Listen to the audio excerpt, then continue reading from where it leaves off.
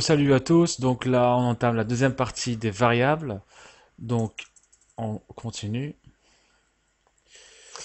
voilà, pour que ce soit, faut pas oublier le console.read.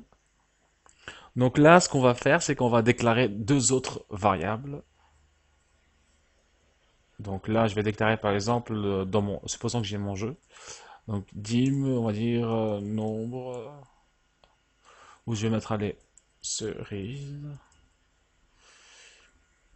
as integer, et je vais déclarer aussi dim score as integer. Voilà, donc là, ce que je viens de faire, c'est que j'ai déclaré deux variables. Donc la variable cerise, par exemple, dans mon jeu, le personnage va manger des cerises et il y aura le nombre de cerises qui sera dans cette boîte, c'est-à-dire nombre de cerises, enfin, le nombre de cerises qu'il aura mangé dans la boîte cerise. Et j'ai aussi déclaré la variable score. Donc voilà, donc j'ai fait quoi? J'ai écrit Jim Cerise, etc., etc. Donc là, j'écris deux lignes. Ce qui est possible de faire, c'est de déclarer plusieurs variables en une seule ligne. Donc là, j'aurais pu mettre juste une virgule et je mets la variable score et c'est pareil. Donc là, je vais initialiser ma variable cerise et score. Donc dans cerise, je vais mettre cerise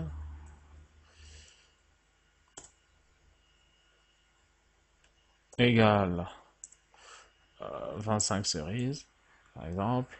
Et score, par exemple, je vais mettre 10 000.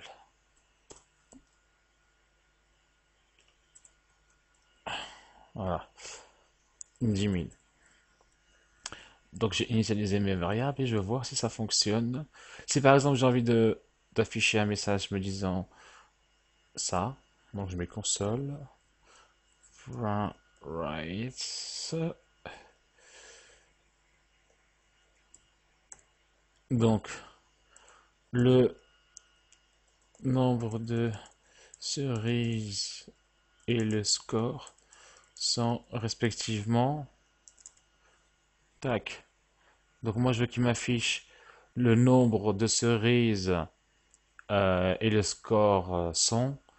Il met la 25 et ensuite il met espace, ensuite il met score. Donc là ce que je vais faire c'est que je vais mettre console.write. Non pardon, je vais mettre juste ça. Cerise.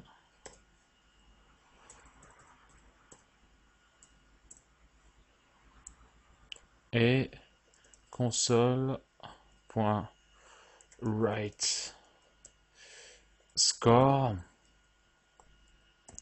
Et je vais mettre mon petit espace console. Si j'ai pas mis write line, c'est pour pas qu'il me saute une ligne. Donc c'est voulu. Donc là, je vais mettre un espace.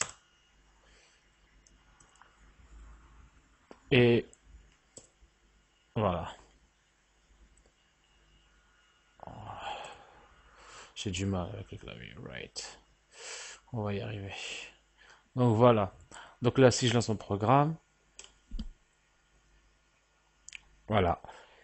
Ah, il m'a mis 10 parce que bon, la première partie de mon programme s'est affichée, mais c'est pas grave, on va faire abstraction de ça. Donc,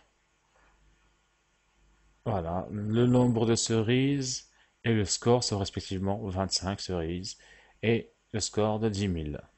Voilà. Donc là, je vais mettre right. Ça me saute une ligne. Donc voilà, c'est beau, c'est bien, mais on peut faire mieux. Donc, par exemple, là, au lieu de faire quatre lignes, j'aurais pu faire tout ça en une seule ligne. Comment? Vous allez le savoir, ne vous inquiétez pas. Donc là, on va mettre and. Et là, je mets cerise and. Je vais mettre espace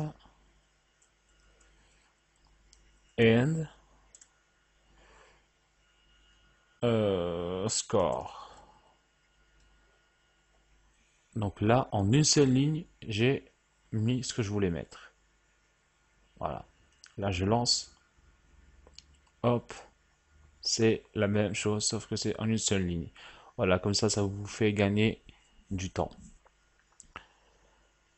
Maintenant, qu'est-ce que je pourrais, de quoi je pourrais vous parler? D'accord. Par exemple, je vais vous me parler, par exemple, de la variable, du type de variable date. Comment on peut afficher une date? Donc pour ce, on met dim, par exemple, anniversaire, ou je sais pas moi, on va dire rendez-vous, par exemple. Rendez-vous as date. Voilà. Donc là, on va initialiser notre variable rendez-vous. Donc la boîte qui contient des dates, on va mettre dedans rendez-vous égal. Donc pour ça, on met dièse. Donc algr plus 3, hop, ça fait dièse. On met par exemple le 1, tiré, tiré du 6, 1 par exemple. Et on va mettre 2011 par exemple. Voilà. Et pour l'afficher, on met console, ça vous le savez, write, et on met ici rdv. Voilà. Et on lance le programme. Bon, je dois mettre ici write line aussi, comme ça c'est plus propre. Tac. Donc, voilà, tout a fonctionné. Donc j'ai mon 10, j'ai mon nombre de cerises, etc. Et voilà ma date. Donc il sera affiché comme ça avec ici un time. Voilà, c'est parfait. Voilà ce que j'ai à vous dire concernant les variables. Donc j'espère que ça vous a plu et que vous aurez appris des choses. Sinon, moi je vous dis à la prochaine vidéo. Salut!